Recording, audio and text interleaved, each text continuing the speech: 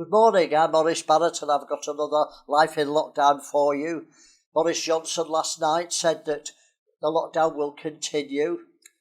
It's unprecedented in world history that the whole world are in this lockdown, and I believe there's no pandemic. I believe there's people dying, of course, but when I look at the figures, I realise that more people will die with the flu, and it's a tactic to see if we can lock down the world, and it's working. And many Christians are living in fear and questioning about, are we in the last days? Will the mark of the beast come? Is it the vaccines? And that's why I'm doing these end time studies. You don't have to agree with me. I'm just focusing in on them and telling you how I see the book of Revelation.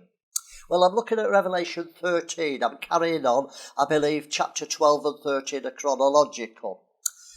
I don't believe all Revelation is chronological. Let me tell you how I see it, because people have been confused. I've said I believe parts are chronological and they think that I'm saying it all is. I don't believe that.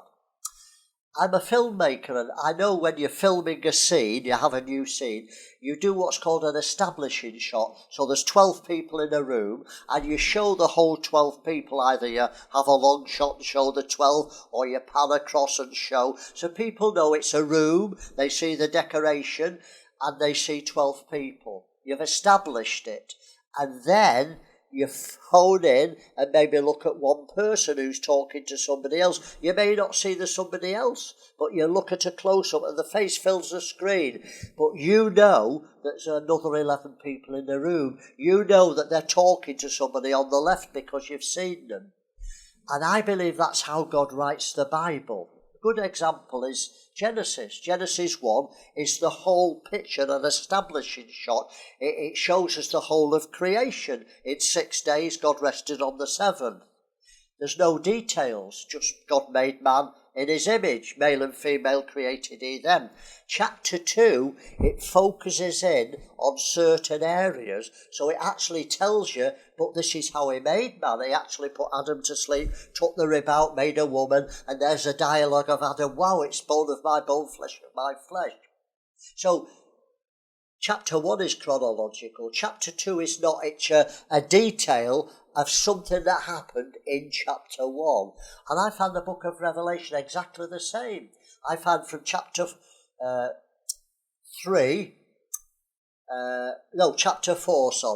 where God goes up into heaven after the letters to the churches. From 4 to 6 is the whole picture. Chapter 6 ends with the new heaven and the new earth. So there's the establishing shot. Now it goes into detail at certain aspects. And that's how Revelation is to me. I believe chapter 12 and 13 certainly are chronological. I believe chapter 18 right through to the end of the book are chronological. But in between there's details of things that have already been said.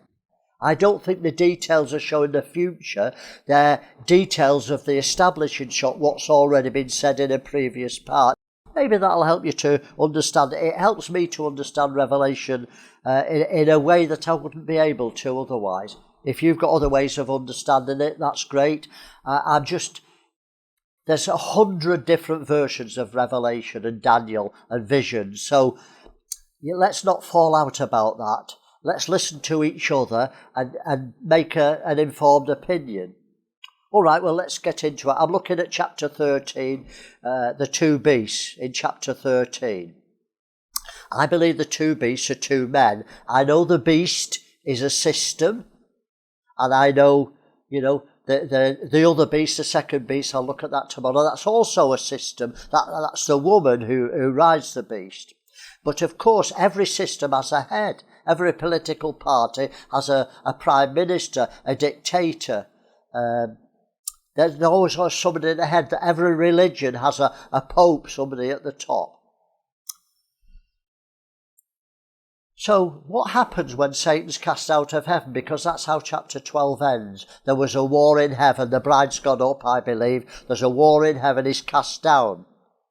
Well, he knows his time is short. I believe he enters the man of sin. I believe the man of sin is already on the earth. Maybe he's brought peace to the world, solved the world's problem.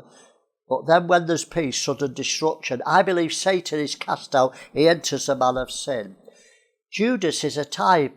because he calls him the son of perdition. The only one in the Bible that's called the son of perdition is Judas, and this beast, this man of sin. So Judas is a prophecy of it. And Judas is the only one I know in the Bible where Satan enters a person. Thousands, maybe millions of people have been possessed with demons, with devils.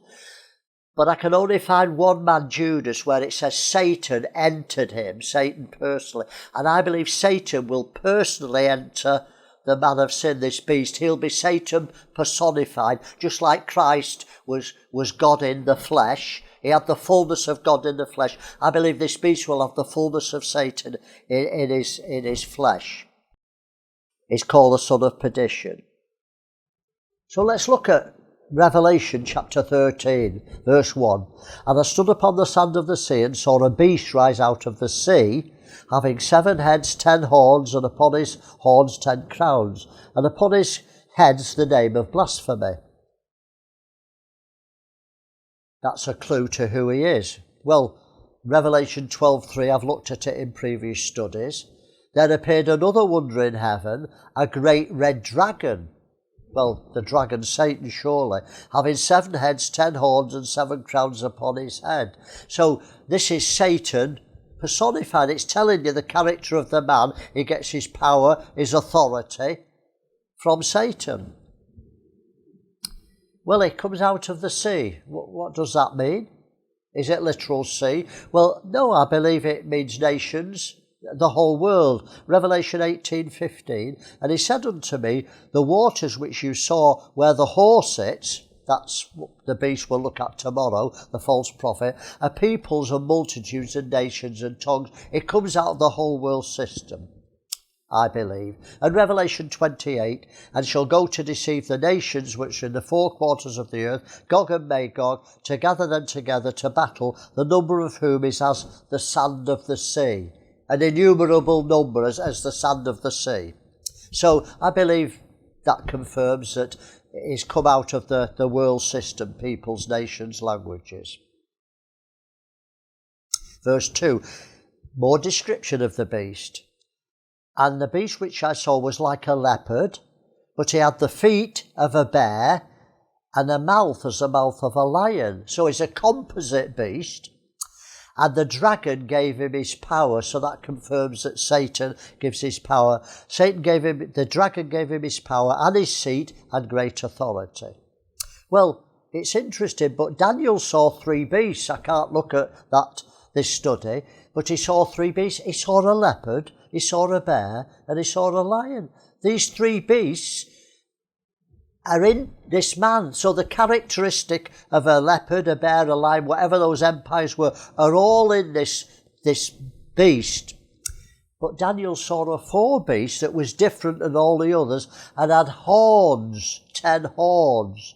So I believe the 4th beast that Daniel saw is this beast that rises out of the sea in the last days. Daniel didn't understand it. It was sealed, but now I believe it's time for it to be revealed. So I believe that 4th beast that Daniel saw is a one world dictator, son of perdition, whatever you want to call him. Verse 3 and 4, and I saw one of his heads as he was wounded to death, and his deadly wound was healed, and all the world wondered after the beast. I can't go into that.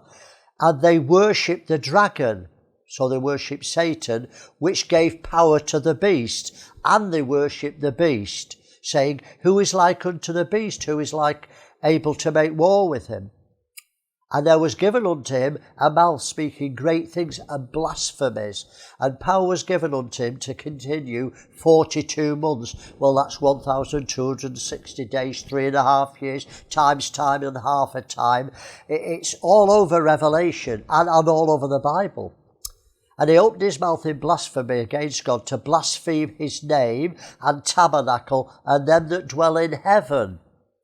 Well, surely this is the man that Paul talks about, 2 Thessalonians 2, verse 3 and 4. Let no one deceive you by any means, for that day shall not come except there's first a falling away, and that man of sin is revealed, the son of perdition. So, the same man, surely son of perdition, how many are there? who exposes and exalts himself above all that's called God or worshipped, so that he, as God, sits in the temple of God, showing himself that he is God. I believe this is the one world dictator that everyone will worship as God. Verse 7, and it was given him to make war with the saints and to overcome them. And power was given him over all kindreds, tongues and nations. That's the whole world. There's no exception. He's got power over kindreds, tongues and nations. And all that dwell on the earth, so no exceptions again, all that dwell on the earth shall worship him, whose names are not written in the book of the Lamb, slain from the foundation of the world. So those who are in the Lamb's book of life, those who are saved, will not worship him, but all the others will. So the whole world will one day worship the beast, because those who don't worship him won't be there. They'll be killed.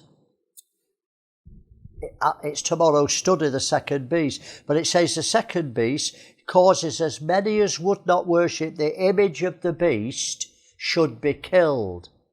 So they're killed. So everyone who won't take the mark of the beast, everyone who won't worship the beast, will be killed. So the rest of the world, the whole world, will now worship the beast. Well, I believe this beast is the beast that the woman sits upon. Let me read it. Revelation 18, verse 1 to 3. And there came one of the seven angels which had the seven vials, and talked with me, saying, Come, I'll show you the judgment of the great whore. I believe that's the second beast, the false prophet, that sits upon many waters, with whom the kings of the earth have committed fornication, and the inhabitants of the earth have been made drunk with the wine of her fornication.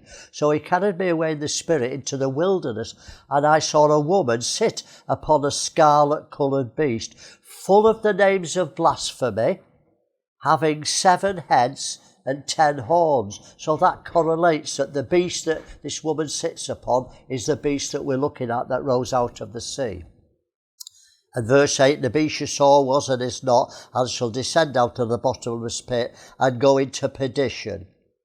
And they that dwell on the earth shall wonder whose names were not written in the book of the life from the foundation of the world, when they behold the beast that was and is not and yet is. Here is the mind which hath wisdom. The 7 heads are 7 mountains on which the woman sits. Don't forget she sits on the beast. She sits on 7 mountains. She sits on the beast. Verse 10. And there are 7 kings, 5 is fallen, 1 is not, and the other is not yet come. And when he cometh, he must continue a short time.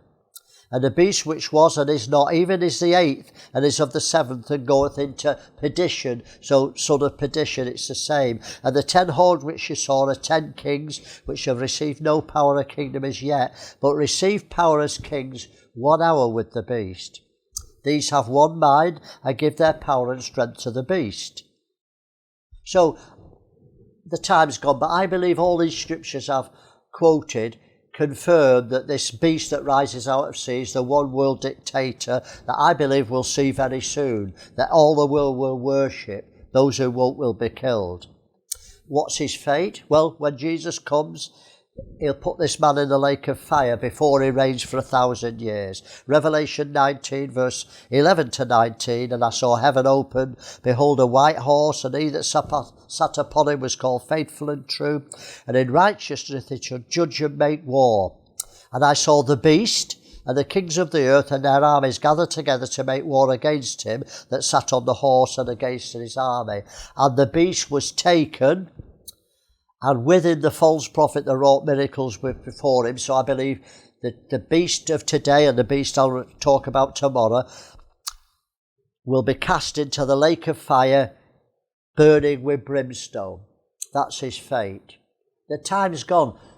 If you don't agree with my view of Revelation, it doesn't matter. You come to your own conclusion. I'm doing these studies because I want us to be aware that Jesus is coming soon. And the emphasis of my studies is not to understand it perfectly. We all see through a glass darkly. It's to be ready. Are you ready? Are you prepared as a bride adorned for your husband? That's what this lockdown should do for the church. They should get ready, not fear. And if you want to meet in secret, like I'm happy to meet in secret, that's great. If you're fearful and you feel that you've got to obey the laws of the land, God bless you. But don't miss the fact you need to prepare yourself and get ready, because Jesus is coming soon. I'll see you tomorrow when we'll carry on with the second beast. God bless you. Have a wonderful day.